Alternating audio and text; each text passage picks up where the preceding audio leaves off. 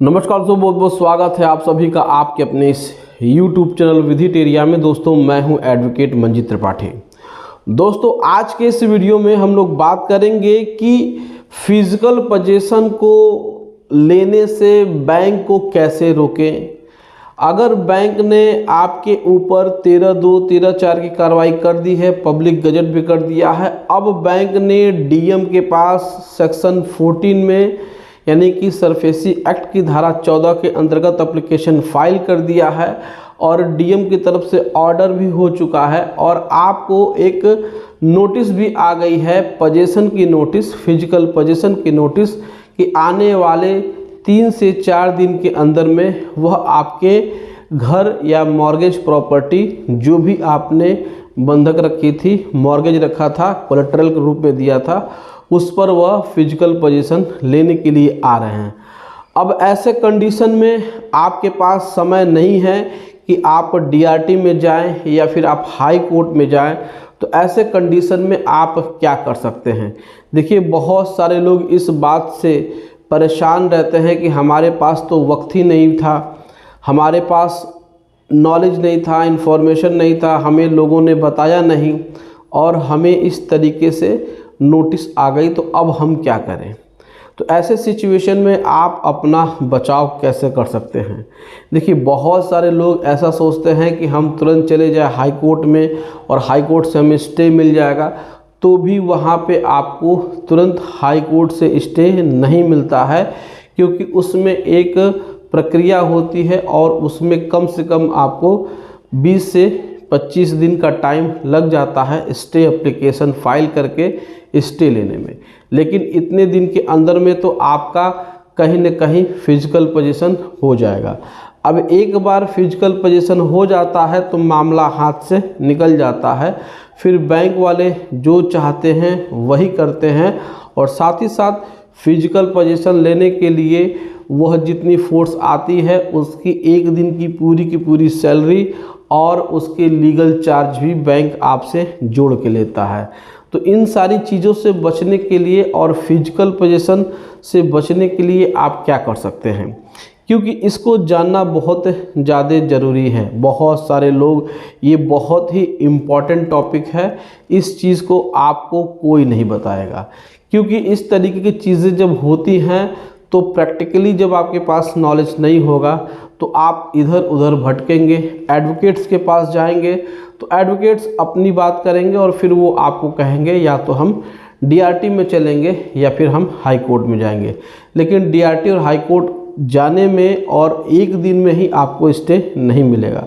तो इसके लिए आपको क्या करना है कि देखिए, आपको अगर 7 दिन पहले नोटिस रिसीव हो गई है तो आप तुरंत अगले ही दिन जा करके आप डीएम ऑफिस में वहाँ पे ऑब्जेक्शन एप्लीकेशन यानी कि आपत्ति पत्र फाइल करिए।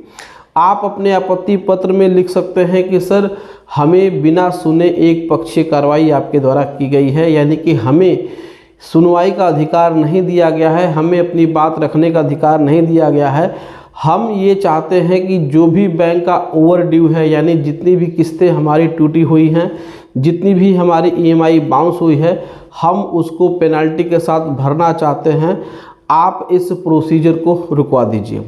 अब यहाँ पर देखिए, डीएम के पास पावर होता है कि अगर वह चाह जाए तो आपका जो भी ईएमआई बाउंस हुआ है वह आपके फाइनेंशियल कंडीशन के आधार पे वह उसको पे करवा सकते हैं और ऐसी नोटिस या फिर ऐसे ऑर्डर को वो वापस ले सकते हैं।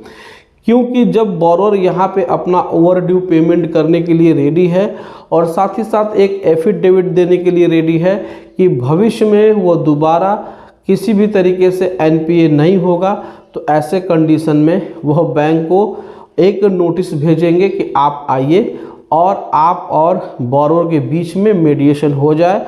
और बोरोअर ये लिखित में आपको आश्वासन देता है, लिखित में आपको गारंटी देता है कि आने वाले दिनों में अब ये कभी एनपीए नहीं होगा और साथ ही साथ जब भी ये एनपीए होगा तो कार्रवाई फिजिकल पोजीशन से होगी।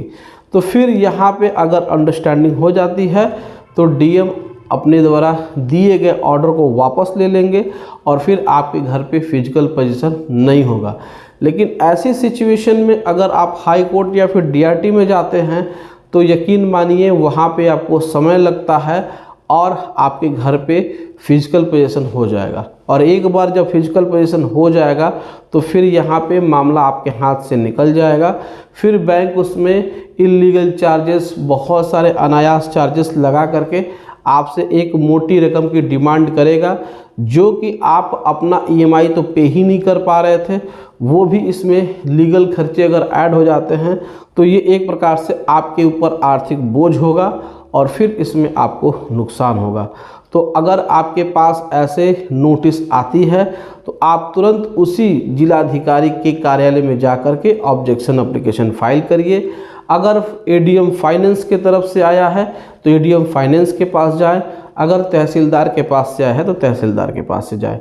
तो जहां से ऑर्डर आता है उसी ऑफिस में आपको एक आपत्ति पत्र फाइल करना होगा और वहां से आपका काम हो जाएगा।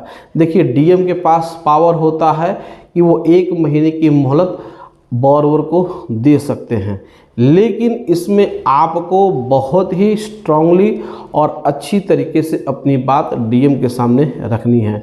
अगर आप इस तरीके से अपनी बात रखते हैं तो यकीन मानिए आपको बहुत ही बेनिफिट होगा।